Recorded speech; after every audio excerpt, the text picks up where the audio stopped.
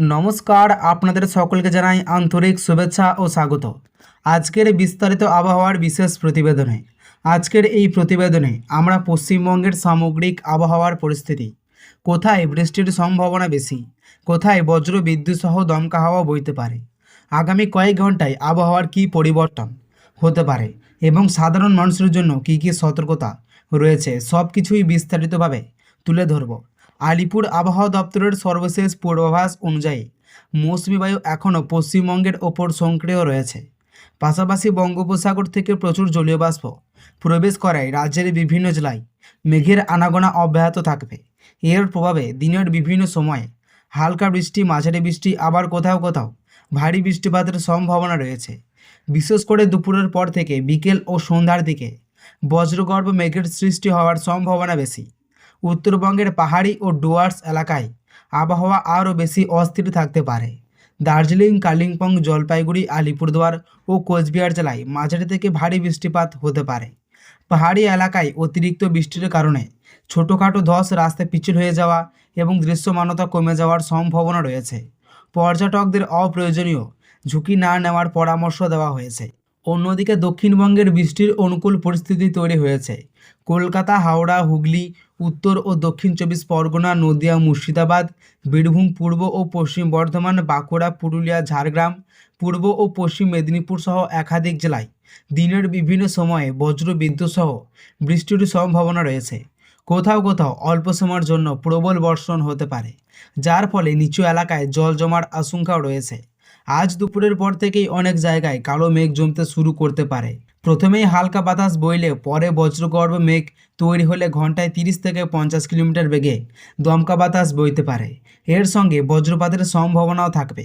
তাই বজ্রপাত শুরু হলে খোলা মাঠ, বড় গাছের নিচে, বৈদ্যুতিক খুঁটির পাশে বা জলাশয়ের ধারে দাঁড়িয়ে থাকা থেকে বিরত থাকুন। কলকাতা ও তার আশেপাশের এলাকায় সকাল থেকেই আকাশ আংশিক মেঘলা থাকলেও দুপুরের পর মেঘের পরিমাণ বাড়তে পারে। বিকেল বা সন্ধ্যার দিকে এক বা দুই একাধিক দফায় বৃষ্টি নামার সম্ভাবনা রয়েছে। কোথাও কোথাও বজ্র বিদ্যুৎ সহ দমকা হাওয়া বইতে পারে। অফিস ফেরত মানুষের কিছুটা সমস্যার সম্মুখীন হওয়ার সম্ভাবনা রয়েছে, তাই ছাতা বা রেনকোট সঙ্গে রাখাই ভালো। কৃষকদের জন্য আজকের আবহাওয়ার আপডেট অত্যন্ত গুরুত্বপূর্ণ। যেসব এলাকায় ধান, পাট বা সবজির চাষ চলছে সেখানে অতিরিক্ত বৃষ্টির কারণে জমিতে জল জমে থাকলে দ্রুত জল নিষ্কাশনের ব্যবস্থা করুন। বজ্রপাতের সময় মাঠে কাজ না করাই নিরাপদ। গবাদি পশুকেও নিরাপদ স্থানে রাখুন। উপকূলবর্তী এলাকায় আবহাওয়া কিছুটা উত্তাল থাকতে পারে। দীঘা, মন্দারমণি, তাজপুর, ফেরাজগঞ্জ, বকখালি ও সংলগ্ন এলাকায় দমকা হওয়ার সঙ্গে বৃষ্টি হতে পারে। সমুদ্রে মাছ ধরতে যাওয়ার আগে অবশ্যই স্থানীয় প্রশাসন ও আবহাওয়া দপ্তরের নির্দেশ মেনে চলুন। শহরাঞ্চলে হঠাৎ ভারী বৃষ্টি, রাস্তায় জল জমে যান চলাচলে সাময়িক সমস্যা দেখা দিতে পারে। বিশেষ করে অফিস টাইমে যানজট বেড়ে যেতে পারে।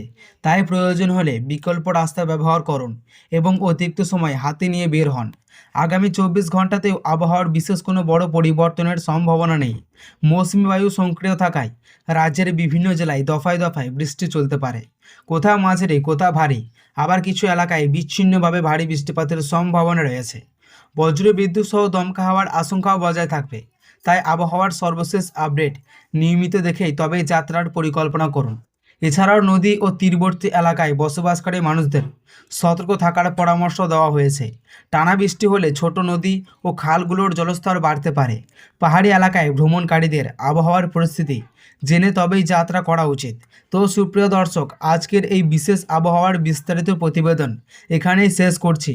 আপনার এলাকায় এখন আবহাওয়া কেমন রয়েছে? বৃষ্টি হচ্ছে নাকি আকাশ পরিষ্কার? তা অবশ্যই কমেন্টে জানান।